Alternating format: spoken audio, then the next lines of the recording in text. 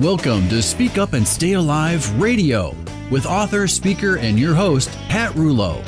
Finally, someone willing and able to blow the top off hidden healthcare and hospital dangers. She's provocative, upbeat, balanced, fearless, fresh. Pat has over 20 years of experience as a professional public speaker and knows how to approach this important subject with enough humor and wit to keep you informed, entertained, and empowered. Each week you will say, "Oh," as Pat explores and exposes little-known hospital hazards, delves into the deep waters of dangerous healthcare practices, picks the brains of her good-looking and influential guests to help keep you and your family safe in today's fragmented healthcare system. The program is not intended to replace medical advice from a licensed professional, but rather to encourage you to become a well-informed participant in your health and well-being. And now, your host, Pat Rulo.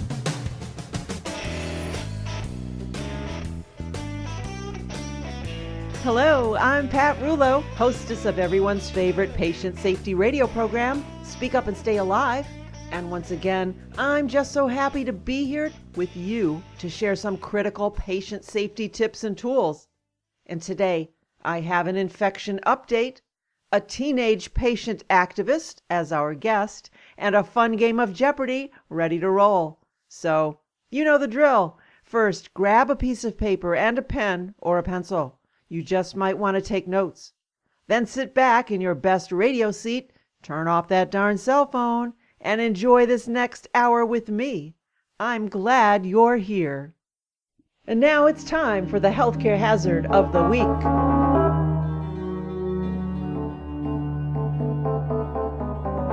C-diff. In 2013, the Centers for Disease Control declared C-diff an urgent public health threat, placing it first on the list of critical dangers to Americans. But many reports of C-diff focus on adults and seniors in long-term care settings, leading to ignorance of its risks to younger patients. So what is C-diff and what are the symptoms? C-diff are bacteria that produce toxins that damage the lining of the gut. And it's the letter C, D-I-F-F, stands for Clostridium difficile. Common symptoms of a mild infection include watery diarrhea 2 or more times a day for 2 or more days, and mild abdominal cramping and tenderness. In severe cases, the bug can lead to inflammation of the colon, resulting in fever, nausea, dehydration, loss of appetite, and substantial weight loss, and in some cases, even death. Just recently, the Centers for Disease Control released a stunning report on the number of children affected with C. diff infections each year. From their press release, they say, according to preliminary CDC data, an estimated 17,000 children aged 1 through 17 get C. diff infections every year. The pediatric study found that there was no difference in the incidence of C. diff infection among boys and girls, and that the highest numbers were seen in white children and those between the ages of 12 and 23 months. The typical person with C. diff is thought of as being older, taking antibiotics, and in the hospital. For the first time, the most striking observation is that 3/4 of cases in children are being contracted in the community, not in the hospital, and that's huge compared to the past. The research published in the medical journal Pediatrics noted the following regarding C. diff infections in children. 71% of the cases of C. diff infection identified among children aged 1 through 17 years were community associated, and that means that the child acquired the infection outside of the hospital. 73% were prescribed antibiotics during the 12 weeks prior to their illness, usually in an outpatient setting such as a doctor's office. Most of the children who received antibiotics were being treated for ear, sinus, or upper respiratory infections. And the CDC report makes it clear that C. diff poses a particular challenge for infants between the ages of 12 and 24 months, just as many are beginning to walk. Now, if you've listened to this program before, or if you've attended any of my presentations, you know that I warn against the indiscriminate use of antibiotics. And I hate to say this, but many times parents are the initiators of this rampant overuse of antibiotics. Let's say little Jimmy has an earache. He's crying and tugging at his ear, The parent takes him to the doctor and demands some relief. "Can't you give little Jimmy something to stop this terrible crying?" The doctor peers into Jimmy's ear and writes a prescription for an antibiotic. Here's something the parent does not ask, but should. Is it really a bacterial infection? How do you know that? Because antibiotics do nothing to relieve a virus, an allergy, or a crabby, whiny child. But the parent wants to feel that something is being done, and the rush doctor wants to satisfy his client, and off we go. Now, of course, little Jimmy will not fall over dead after taking a course of these antibiotics, and that is one reason why they are so dangerous. You don't feel any negative results, so all must be good. But it's the cumulative lifetime effects that linger. Remember the word origin. Anti is a prefix that means against. Bios is from the Greek word that means life. Therefore, an antibiotic is against life, good and bad. It's not smart enough to know the difference, unless, of course, it's a relative of the smartphone, the smart meter, and is considered a smart antibiotic. Sorry. Well, antibiotics kill everything inside the gut, and when good bacteria that protects against infection is wiped out by antibiotic treatment, well, it's easy to see how this works. A key way for us to begin to reverse the striking number of infections in children is more prudent use of antibiotics, because antibiotic exposure is a key risk factor for C. diff. So what should parents do to keep their children safe from C. diff? First and foremost, don't demand antibiotics if your doctor says your child doesn't need them. Nearly 50% of antibiotics are inappropriately prescribed, according to Jan E. Patterson, MD, President of the Society for Healthcare Epidemiology of America. Second, as parents or even grandparents, if your child has symptoms that you plainly see are severe and out of the ordinary, if your child comes down with persistent diarrhea, you may want to consult a doctor to make sure it's not C. diff. And remember today's program. It might be signs of a C. diff infection, especially if your child has recently taken an antibiotic. And in the presence of such symptoms, especially when initial treatments don't work, ask about a stool test. In a hospital setting, studies prove that pathogens such as C. diff and MRSA can persist on environmental surfaces for months at a time and can be found facility-wide in non-isolation rooms. Combine that with studies that indicate that only 50% of environmental surfaces in a typical hospital operating room or a patient room may be effectively disinfected, and these surfaces can enable transmission of dangerous pathogens. These high-touch surfaces that may have been missed during routine cleaning include bed rails, doorknobs, and handles, as well as areas that may be difficult to clean manually and thoroughly, such as walls, light fixtures, windows, floors, privacy curtains, and everyone's favorite, the TV remote. I always suggest that before you or a loved one pops into a hospital bed, put on some gloves, grab the bleach wipes that most hospitals offer next to the sink, and wipe down the room, one surface at a time, one wipe per swipe. And if you bring a child to visit someone in a hospital or a nursing home, remember, this is the home for infectious bacteria, and kids just love to run around and touch everything, seldom washing hands, and then touching their face and mouth. Actually, the same warning goes for doctors' offices, really any public place. This bacteria can live anywhere, and you never know who touched what. So, no need to be a germaphobe, but please be mindful. Encourage your schools and daycare centers to wipe down desks, pencil sharpeners, doorknobs, computers, and other high-touch surfaces with bleach-based wipes. Now, this doesn't usually apply to children, but hey, adults get C. diff too, and this one is interesting. Studies also suggest that the majority of people who take the popular class of stomach acid-reducing drugs known as proton pump inhibitors, PPIs, including Acifex, Dexilant, Nexium, Prevacid, Prilosec, Protonix, don't need them.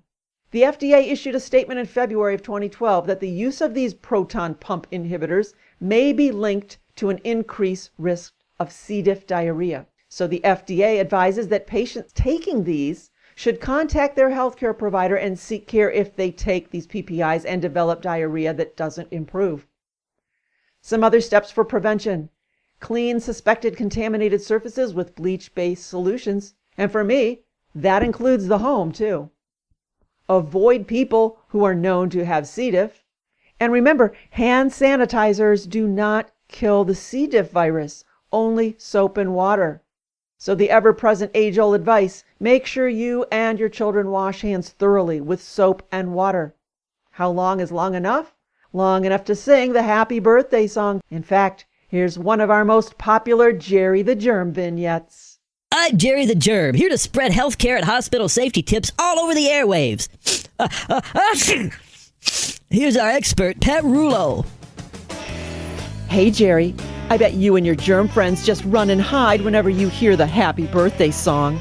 What do I mean? Oh yeah, people are finding out that the best way to disinfect their hands is to use good old-fashioned soap and water and a lot of friction. And they know that 15 seconds of scrubbing will do the trick. How long is 15 seconds? Long enough to sing or hum the happy birthday song. And long enough to scrub not only the palms, but the tops, sides, in between the fingers, and under the nails. And when folks go to the doctor's office or hospital, they're asking their providers to wash their hands too. Yep, everyone's humming the happy birthday song just to get rid of you. For more patient safety tips, visit speakupandstayalive.com. Sorry, Jerry, but you're going down the drain. Listen to Speak Up and Stay Alive RadiOh. For more information, go to speakupandstayalive.com. Often we feel unhappy because we don't know what to do or what to say to make a problem or situation better. I think we've all felt this way at times. Well, let's spend the next 2 minutes with my favorite pharmacist and coach, Mary Sheehan. She has the prescription for happiness. So, Mary, give us a few quick tips on how to improve our relationship with complaining coworkers. Well, this seems to be a big thing. People get in, I think, what I call a bad habit of complaining. So, if you're a more ambitious person and you're very comfortable speaking up for yourself, you can kind of stop it in its tracks. And I've done this also at work and just say, you know what? All this complaining is kind of making me feel edgy or so, however it makes you feel. If you're a more timid person, you can try to kind of mirror what they're saying. If they're like, they hate this day, this is so hard, just say, oh, you're having a hard time right now, but let's get it done. Let's stick together. We can all overcome this. So you gently turn the tide. So you either face it head on or you gently turn the tide by acknowledging it without feeding into it. Whatever you do, do not start complaining yourself because it just that's that downward spiral. Acknowledge it and just bring it back up to, we can do this. It's like being the leader. You be the one that makes things better and happier because no one likes to listen to that stuff. No, we don't. No, it's not fun. Thank you for your expert advice. We look forward to your return next week. Thank you. And if you need more one-on-one personal conversations with Mary, give her a call. In these recorded phone sessions, you will get the chance to tell her where you are stuck or not feeling the love in a relationship. And it could be any kind of relationship, spouse, child, parent, a coworker, or even your very own self. She works with folks around the country, so call her at 330-592. 5793 330-592. 5793 or visit her website prescriptionsforhappiness.com.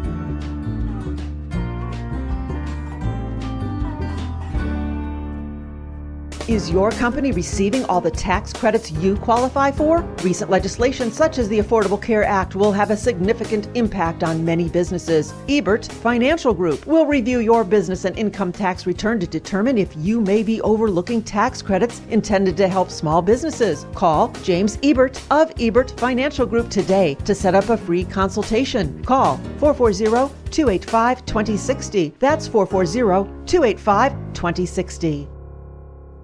After the show, be sure to visit the website, speakupandstayalive.com, for more life-saving information. Plus, that's where you can purchase the book, Speak Up and Stay Alive, The Patient Advocate Hospital Survival Guide. Bring the book to the hospital with you. It's the best way to stand out, and in a positive way. Purchase the book, the patient safety logs, and throw in some of those icebreaker cards. You can order online at speakupandstayalive.com or call me, 440-725-5462. And now, back to the show.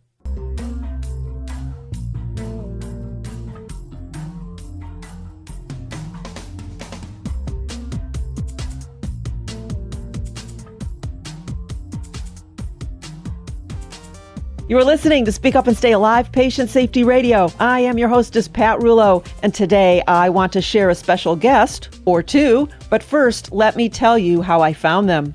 While doing some research on the internet for a completely different topic, I came across a YouTube video posted by a 15-year-old girl that addressed the question, why does everything beep?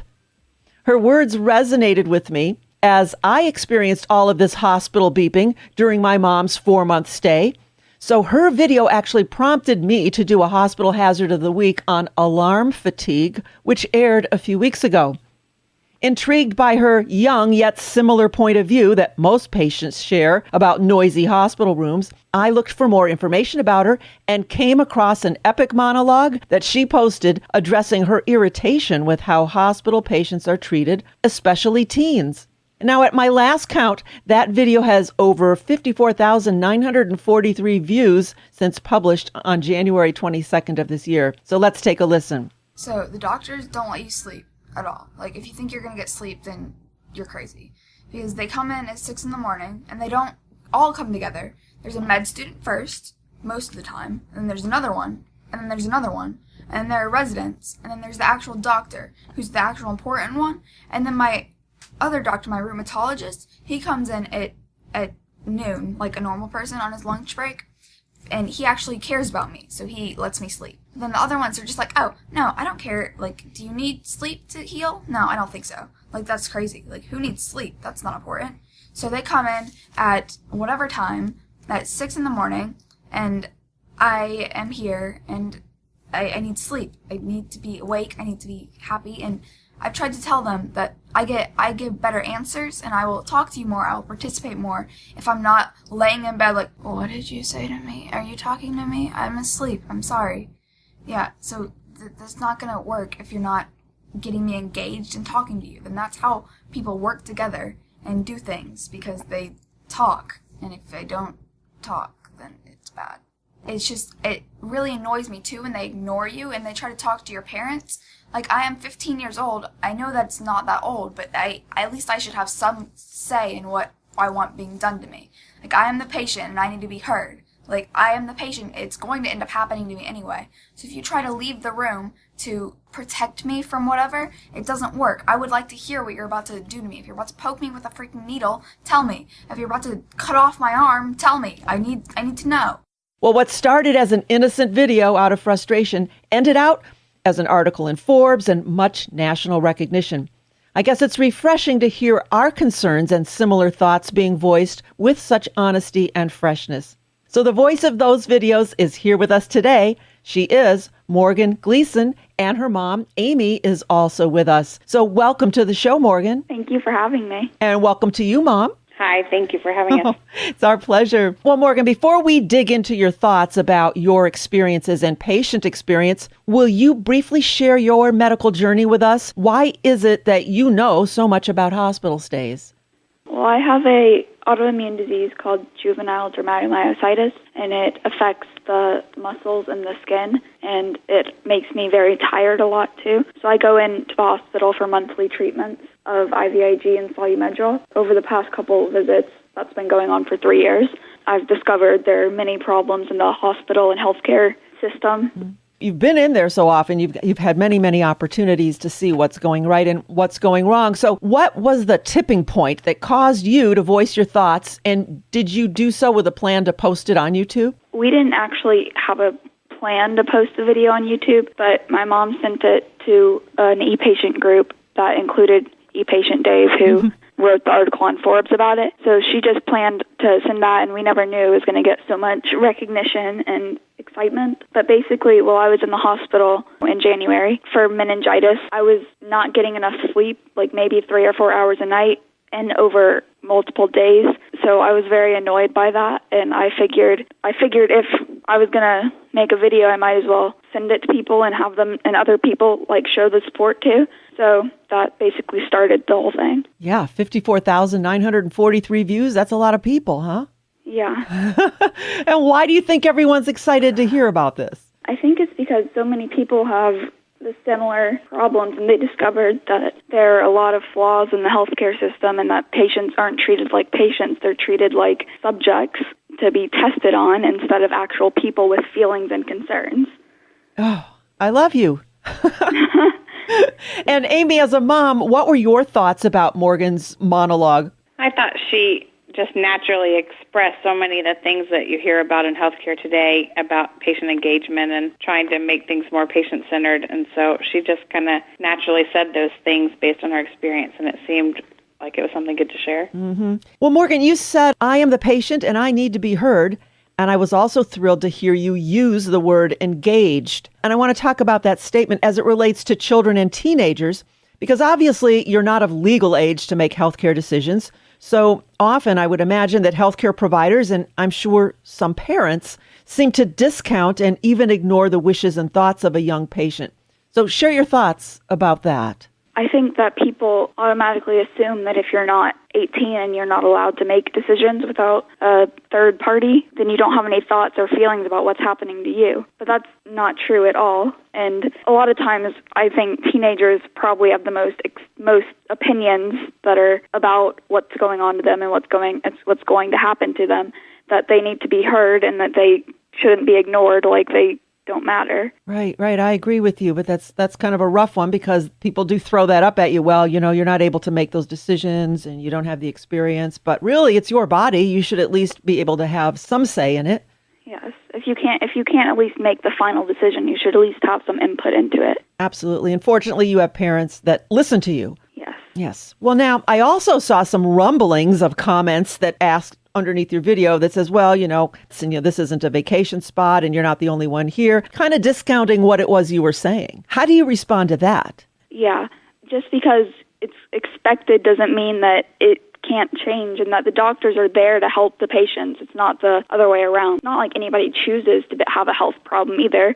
It's just something that happens. So that's right. And again, I refer back to what you said, that I am the patient and I need to be heard. Yeah, yes. I agree. Well, now, this defines what we talk about quite a bit on the show, and that is the patient experience. And wow, it seems like everybody in healthcare is buzzing around, trying to define what the patient experience is when really, I think your statement, I am the patient and I need to be heard, answers that question. But this is for both of you. What is your definition of the patient experience? So I think from watching Morgan go through her experience that she tends to do the best when they frame it around her goals and what she needs. So the hospital where she goes allows her to order food when she likes to order it, so she doesn't just rely on their schedule. So if she is waking up later, then she can order breakfast when she is ready. So that's very patient-centered.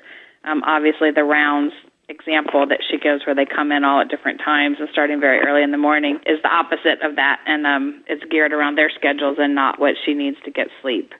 What do you say, Morgan, about defining the patient experience? I think that the patient experience is unique to everybody. So a lot of things people have said to me, I haven't actually had happen to me directly, but I've heard about it. There's not like a set thing that happens to everybody. Like every hospital is different too, like how my hospital happens to have like a type of room service thing. So that's nice because if you just have meals sent to you directly without your choice and you don't get to choose what you want, then you're probably not going to eat it, and it's just another thing that adds to the most miserable thing.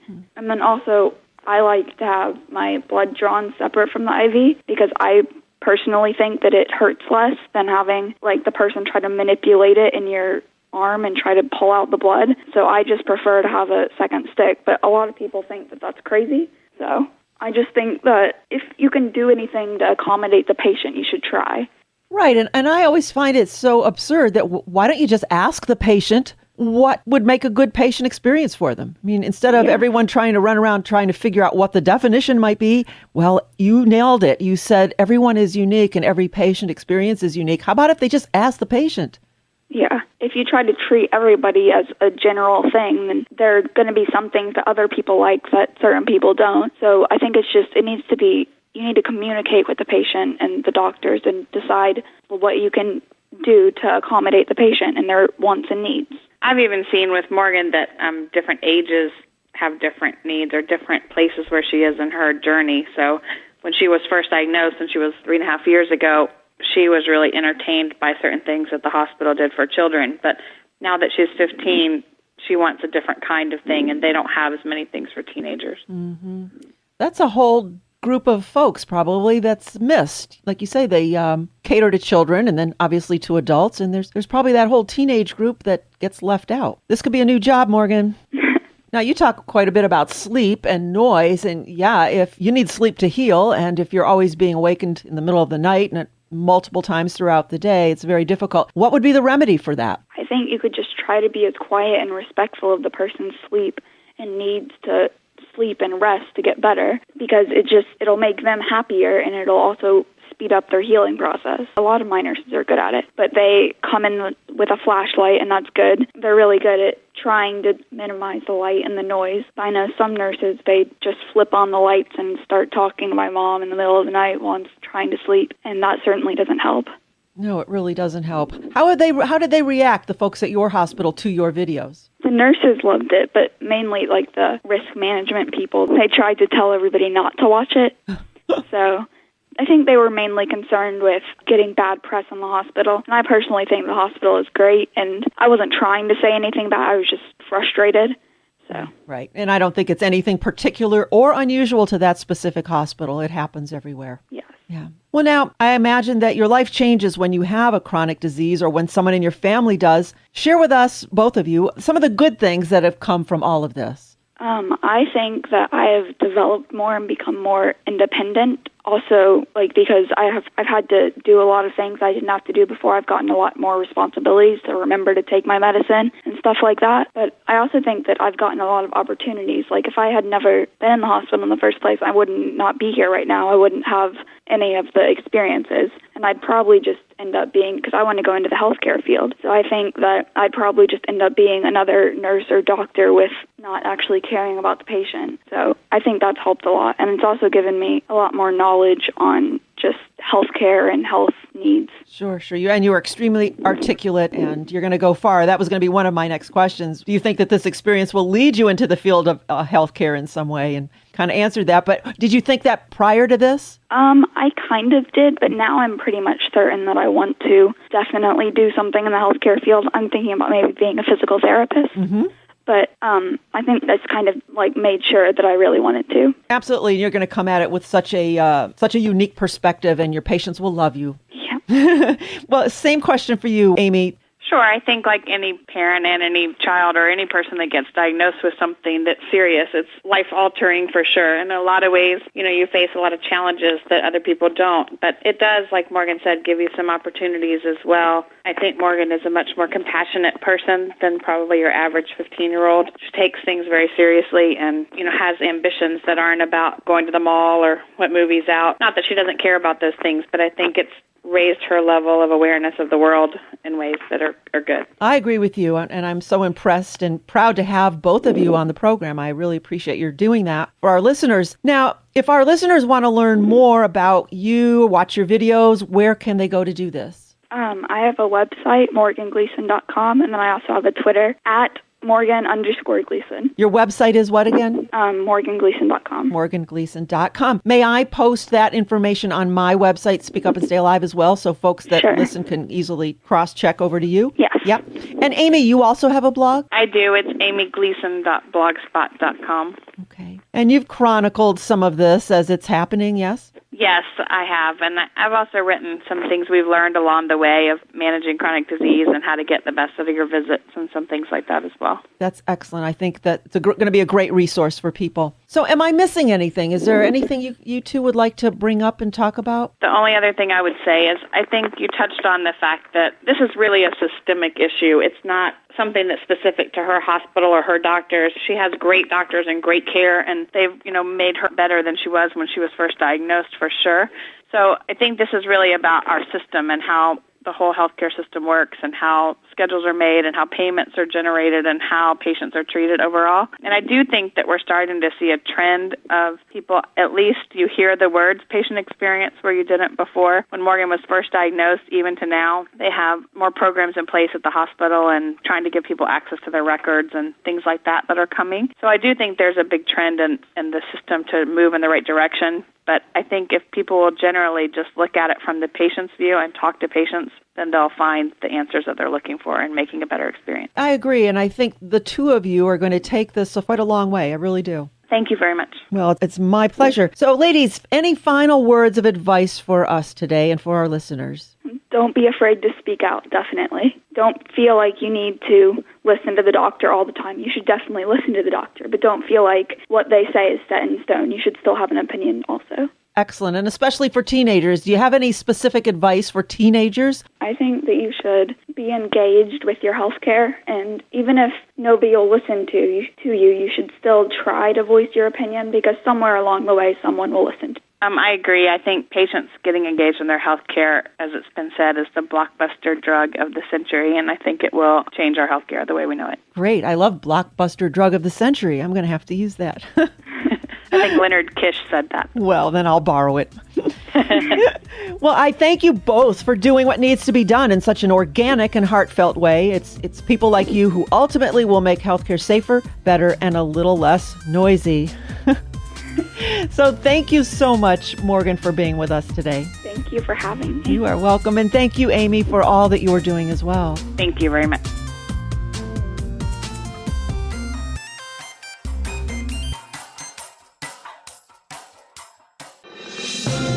And with that, let's hear some legal news you can use. Let's spend the next 2 minutes with our friends at Schraff & King. They always have the answers. David, Francis M. left a voicemail. I signed these documents 10 years ago. Should I complete a new living will or medical power of attorney? Pat, we generally recommend that clients review their estate planning documents every 5 years. Estate planning documents would include their advanced healthcare directives, including the living will declaration and healthcare power of attorney. They will not necessarily have to do new documents. The documents they signed 10 years ago will still be valid and honored, but it's always good advice to review those periodically. And in fact, the language within these standardized forms for those documents has changed a number of times in the last 10 years. So some of those changes perhaps are appropriate for the client to consider by executing new documents. And if our listeners have more questions, where can they reach you? We can be reached by telephone at 440-585-1600, on our website at www.schraffking.com, 440-585-1600. Great advice. Thank you for taking the time to help us today. You're welcome, Pat. Schraff & King in Willoughby Hills, just south of Route 6. Visit them online at schraffking.com.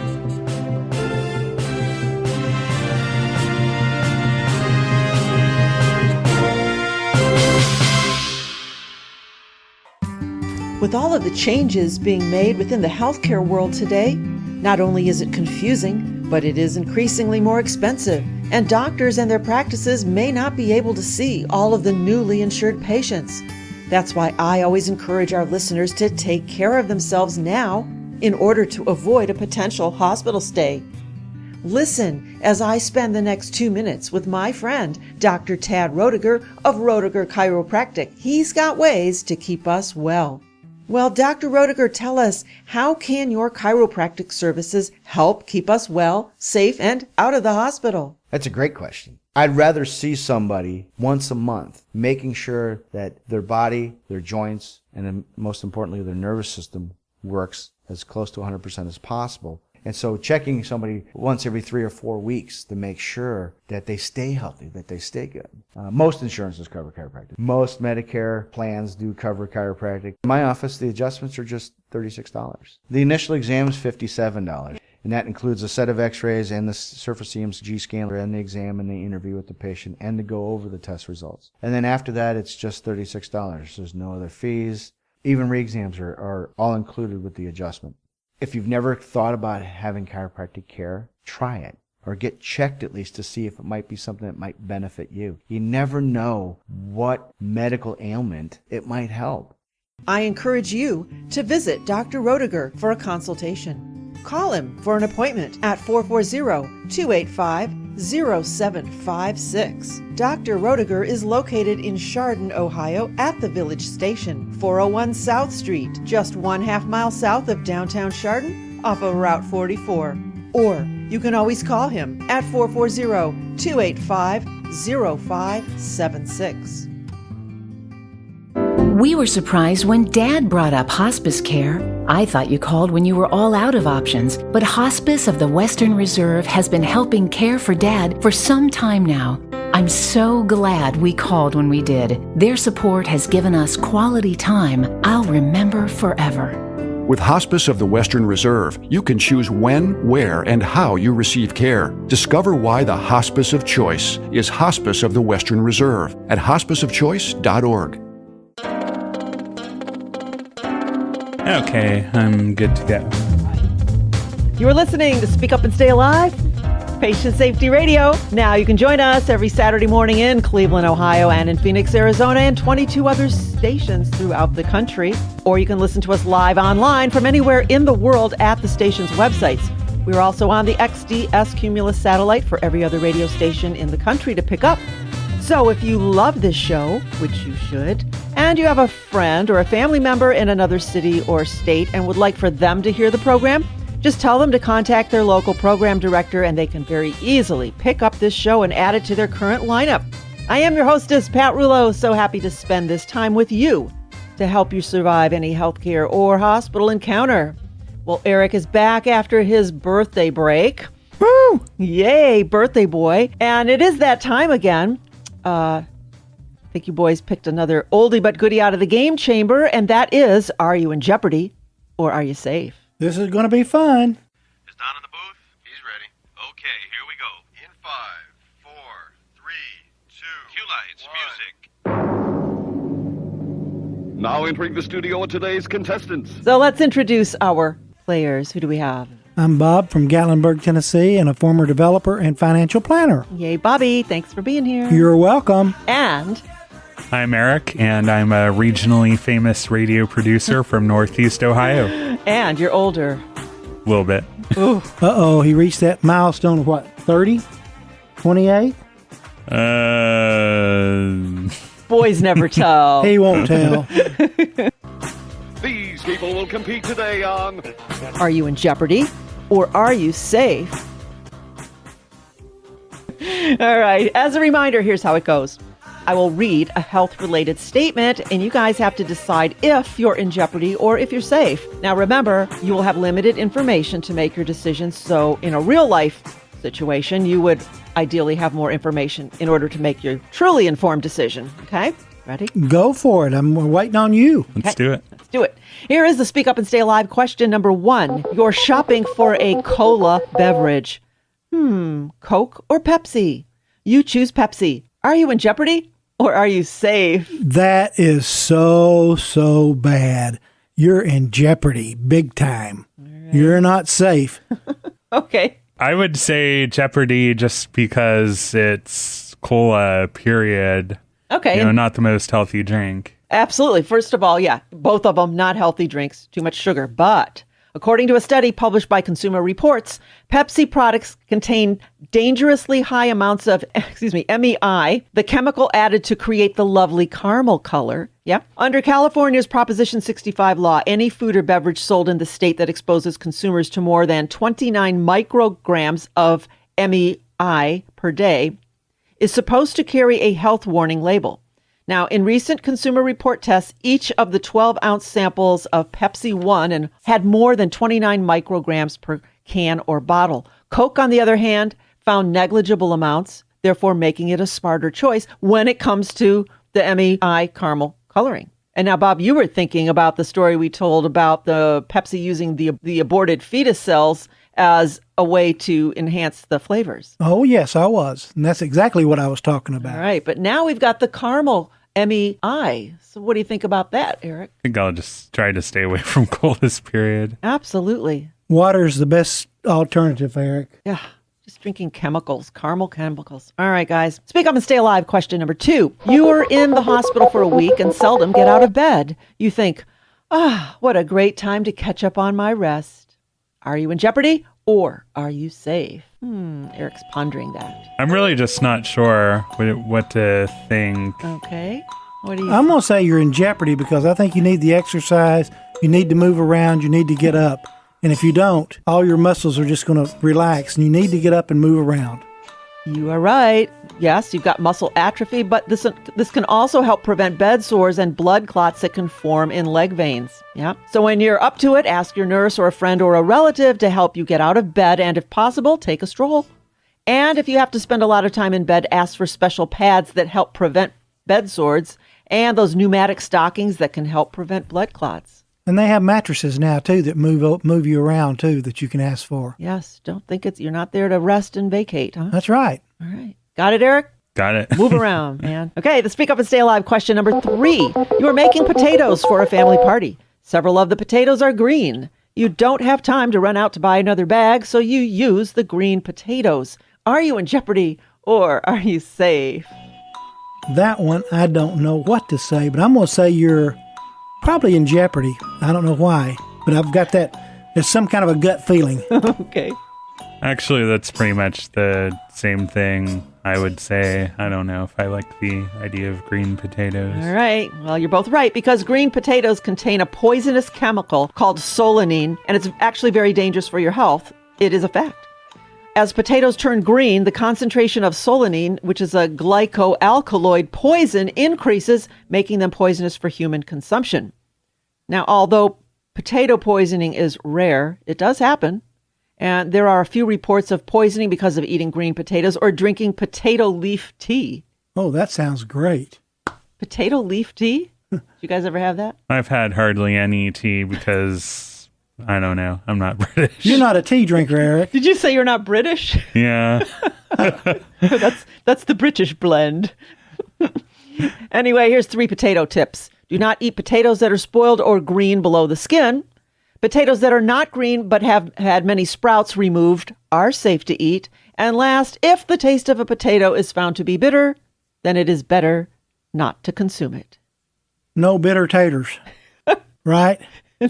No bitter taters. No bitter taters, Eric. Yeah, that's got a nice ring to it. No bitter. You like that? That's that Southern coming out. Bitter taters. All right. Here is the Speak Up and Stay Alive. Question number 4. Every morning upon getting out of bed, you do a series of stretches. Are you in jeopardy or are you safe? I'd say you're safe if you do some stretches every morning. You're just trying to get the exercise and get in the blood circulation. I'm not so sure. I've had some bad things happening from stretching immediately after waking up. Oh, all right. I think it depends on how you stretch. Stretching in general, though, stretching your body on a daily basis, maybe not in the morning. It's a simple and healthy way to keep your body and your mind active, which improves your lifespan significantly. So if you want to live longer, stretch. This present-day fast culture and busy daily routines have made people's life mechanical. So for a person to be healthy, there should be a healthy balance between mental and physical activities. So when you're stretching, it's important to remember to hold the stretch for 30 seconds. Don't bounce. I think that's where people make an error with stretching. They bounce. And remember to breathe. Oh, yeah, deep breathing. You need to do that. That's for sure. Mm-hmm. So if you want to improve your lifespan, stretch. Got it. Eric stretching. Bobby, are you stretching? Everyone's stretching. Okay, kiddos, here is the Speak Up and Stay Alive question number 5. Your 1-year-old grandchild has a stuffy nose and can't sleep. You rub Vicks VapoRub on the child's chest and under the nose. Is he or she in jeopardy or safe? Gosh, I'm going to say you shouldn't be rubbing anything under a child's nose, so I'm going to say they're in jeopardy. Okay. Wait, 1-year-old grandchild? I'm not that old. Yeah, he has no idea. I'll just go along with Bob and say jeopardy. I was going to say, think back to your youth. Would you want Vicks VapoRub under your nose? No. Okay. Vicks VapoRub is not meant for children and babies under the age of 2 years old. Any menthol or camphor-based product like Vicks VapoRub is actually toxic and can be harmful to babies, to their respiratory system. Recent studies have found that putting Vicks VapoRub under a child's nose actually makes it harder for the child to breathe because it leads to increase in mucus and congestion, especially in children who have narrow airways when compared to adults. So it even says that on the container, not meant for children under 2. So I knew I was right. You are right, Bob. So keep it out of kids' reach. Yeah. Yeah. Well, thankfully I still don't have any kids to reach for it. Well, we don't even know how old you are, so we can't even go there with that, right? Sure. All right, so we learned a few things today. Do you guys remember? Maybe. The first one was don't drink Pepsi. Got it. All right. We learned about how the caramel color in Pepsi is called MEI and is dangerous to your health. We learned about moving about in the hospital to avoid bed sores, the dangers of green potatoes, the benefits of stretching in the morning or not, and Vicks Vapor Rub on kids. Wow. Yeah, just sharing all the tips I can. So I ask you, on what other patient safety radio show will you find this kind of conglomeration of useful information? What other patient safety radio show is there? There's not any. There isn't. And if there is, it surely isn't like this one, right? Thank you, Bob. You're welcome. Thank you, Eric. You're welcome. All right. And folks, don't move an inch, because there's so much more you can learn about healthcare and hospital safety on America's favorite and perhaps only patient safety radio show, Speak Up and Stay Alive Radio. You got it. Got it, guys. Did good. Make it more rat.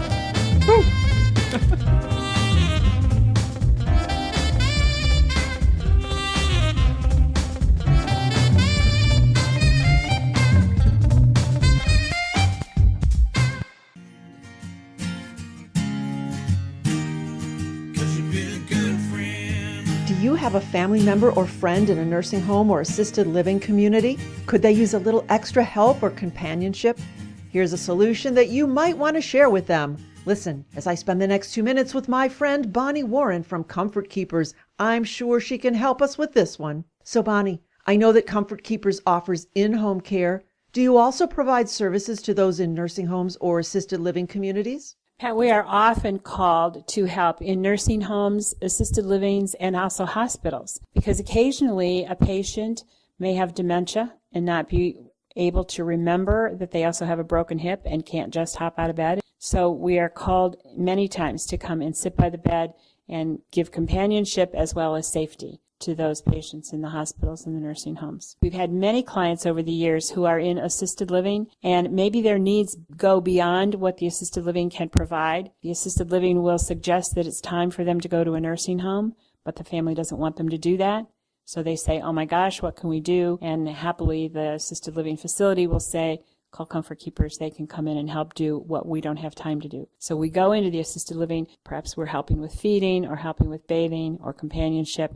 And then that allows them to stay in the assisted living rather than going to a nursing home. We love those situations because we can see how happy the family is not to have to place them in a skilled situation. Oh, this is a perfect answer. I encourage you to share this valuable resource with anyone you know who could use a little help or friendship. To find out more, contact Bonnie Warren at Comfort Keepers today. They're local, 866-942-1960. That's 866-942-1960. Or visit them online at comfortkeepers.com. Comfort Keepers, keeping the comforts of home. Relax and rejuvenate your body and spirit at the luxurious Solia Spa. Listen as I spend the next 2 minutes with beauty expert and owner of Solia Spa, Lisa Stewart, located in Brecksville, Ohio. Being that this is a healthcare program, let's talk about why a regular visit to your spa is vital for good health. And let's start off with some of the benefits of having facials. Yes, we can't hide our face. We can hide gray hair by covering it up, getting colored. We can hide cellulite. We cannot hide our face. So that's the first thing a person sees. So a facial, what it's going to do, it's going to improve the appearance of our skin. It's going to have our skin become brighter, healthier, more radiant complexion. And that's what truly healthy skin is, a radiant complexion. It's going to improve our blood circulation. It'll reduce any kind of puffiness, any sagging in the face. Also drain sinuses. So it's wonderful for any kind of person who suffers from allergies. Also, it's going to reduce toxins in the skin, and it just, again, de-stresses you, lowers your stress levels. So it's a win-win. Well, whatever you're doing to your face, you're right on. You're so beautiful. Thank you. It's lovely. Take care of yourself. Visit Solia Spa, located at 6909 Royalton Road, Brecksville, Ohio, or call them at 440-526-0522. And be sure to visit their website, soliaspa.com.